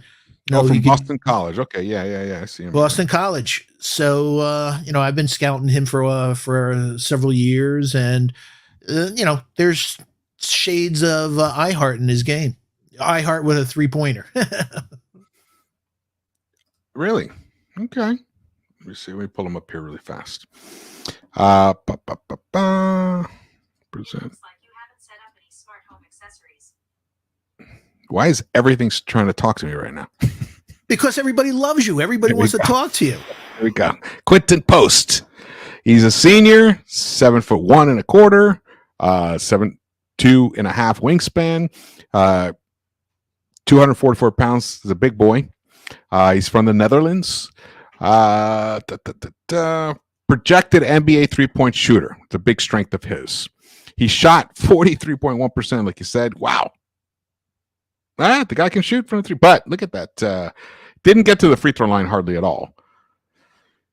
Interesting. All right. I like that. I have a bag of tricks. I like that one. Let's see. How about look at the player comparisons right here. And let's see. What was his name again? Quentin Post? Correct. No, I didn't spell it right.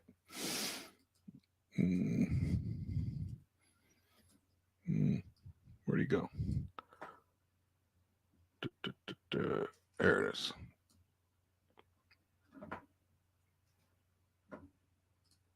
Sometimes you can't add too many names here. All right, here we go. Boom. Edie. Boom. Who's another comp for him? Klingon. Boom. Messi. Missy. Yeah, I liked him too. We didn't talk about him at all. Really raw. Filipowski. Yeah. All right, let's compare these players right here. Here we go. I look at him more as a 4. He got his ass beat by DJ Burns at North Carolina State. He can't take any physicality, Filipowski. Yeah, he's a wimp. Yeah, does not like it. Steve Larson asked, how about Nikola Topic? I really think he's underrated, man. He sees the floor. He grew up with a basketball in his hand. His father's a famous coach. He had a knee injury, an ACL. But what I'm hearing, it's not going to scare off teams, but he's not going to be there. He's not. Oh, forget about us, but he's a very good player. He's an underrated player. Yeah, Quentin Post is by far projected to be the best 3-point shooting big of this draft. Listen to Foxy. All right. That could be an interesting undrafted second rounder. Yeah. It could be undrafted. Could pick him up cheap if he doesn't get drafted. His defensive he's got a lot of defensive weaknesses. Let's put it that way. We do need someone who's big who can shoot the 3-pointer. That's why I like Lauri Markkanen. I really like Lauri Markkanen for that reason. Oh my god. Yeah, man. All right. Well, this has been fun. Let's see. Steve Larson says Dunn and McCullough in this draft. That would be a nice little draft for this Knicks team. Yeah, you're finally giving two Tibbs players. I hate when they, hey folks, just real quick. Our last draft choice was Trevor Keels. And our last draft choice before Trevor Keels was Jericho Sims. We got to change. We made one of the greatest free agent signings in history with Jalen Brunson.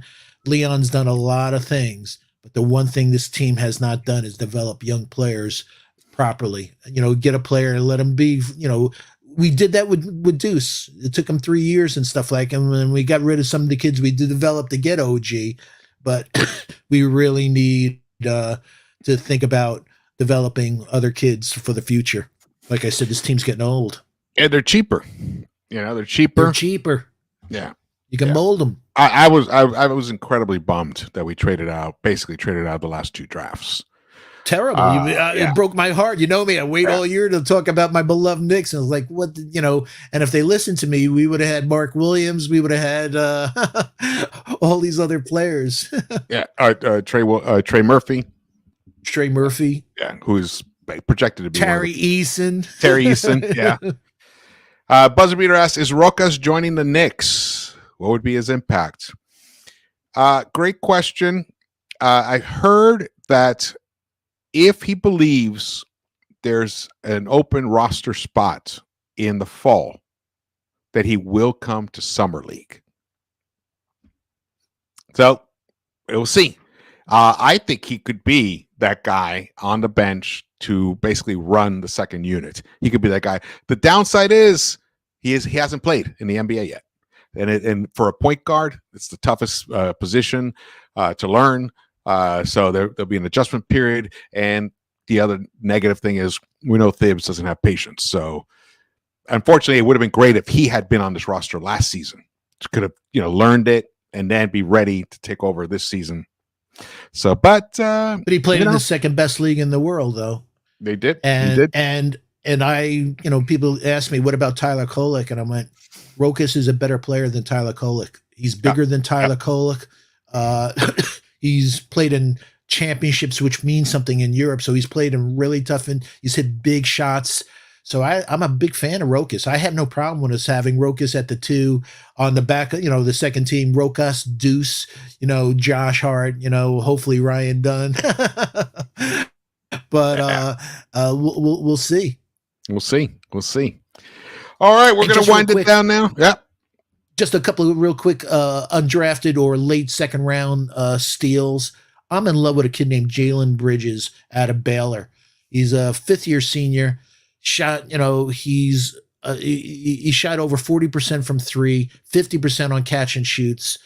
I've been very good over the last number of years picking, people that don't know. I really like this guy. He's 6'8", he's a coach's dream. I really like Jalen Bridges. I don't know if we'd go for him, but whoa, that's somebody that I really, really like. And also Pell Larson. He's a guard out of Arizona, 6'6", shot over 40%. I see him. My comp is Grayson Allen.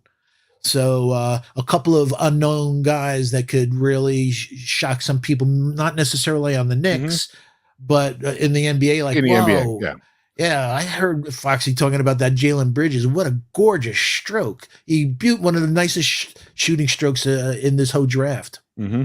He's a 5th-year senior. Hey, if we want to talk about guys that we think are going to be, could be pop, not for just the Knicks.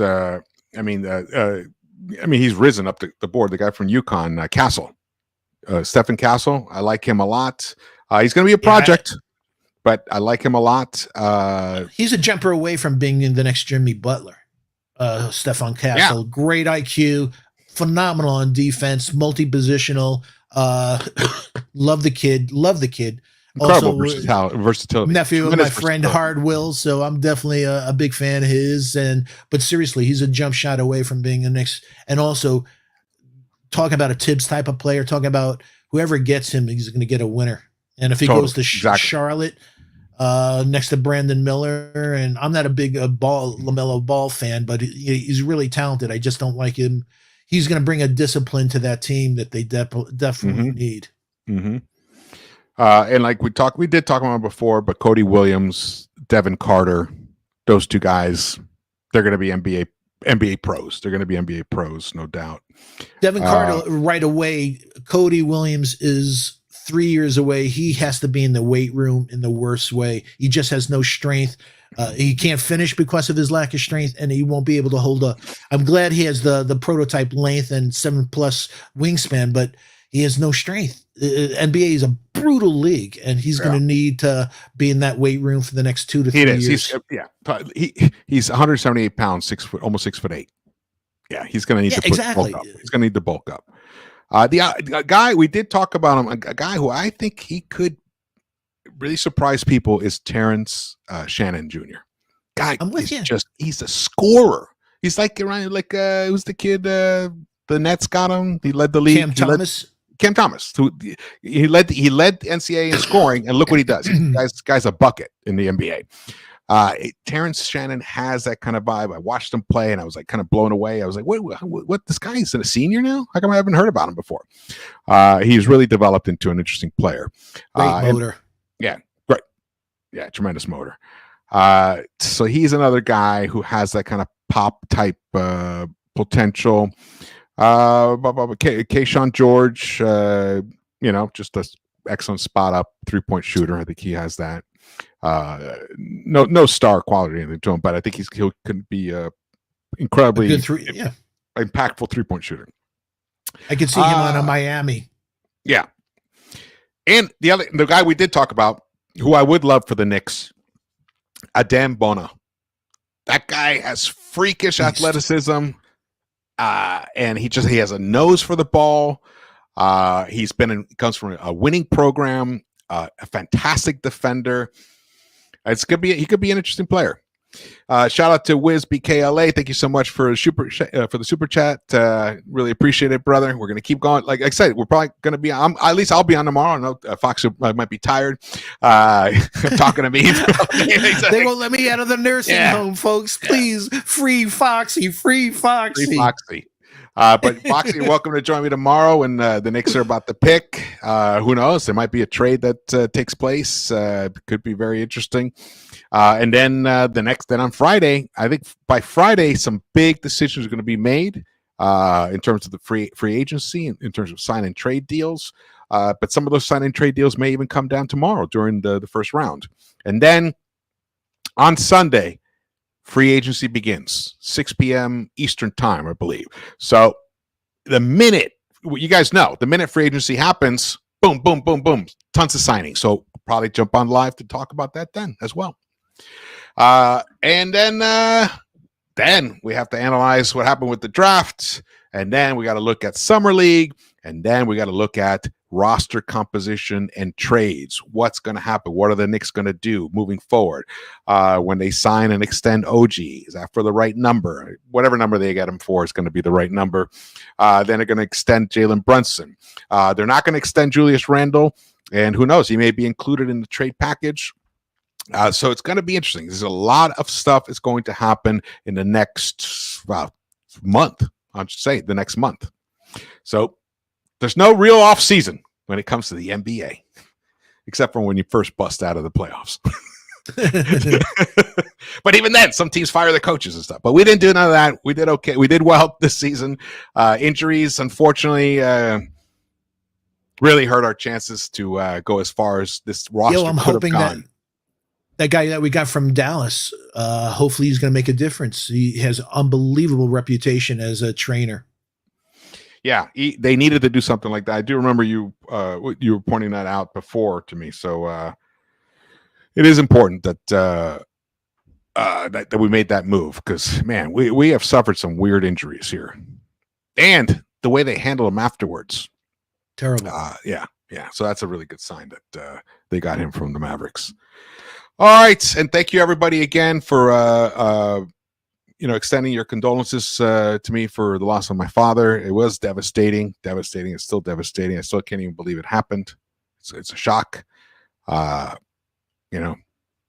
your dads, call your moms, reach out to the ones you love, and do everything you can to spend time with them. Do everything you can. Thank you guys for watching this. Thank you, Foxy. Shout out to the chat. Thank you, Lex the Destroyer, WizBKLA, Buzzer Beater, Steve Larson, Wilson Dang. Hey, what's up, brother?